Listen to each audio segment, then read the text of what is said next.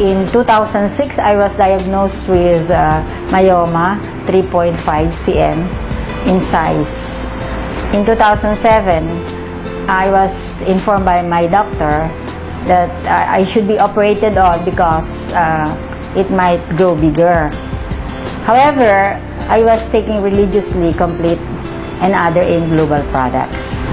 The reason why I did not get operated on last 2007 was because I was afraid to be operated because I had 5 operations, 2 major and 3 minor operations.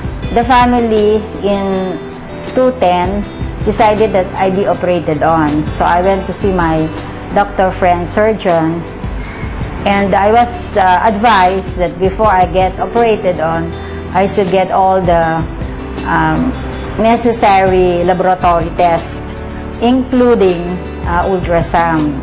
So I had the ultrasound in Quezon Martires City last December 2010, and to my surprise, I found out that there is no more myoma in my uterus. With the AIM Global products, I was able to save on my operation, which is scheduled January 11, 2011. Through the products of AIM Global, I was able to find myself back to health and back to where I'm now, happy and joyous.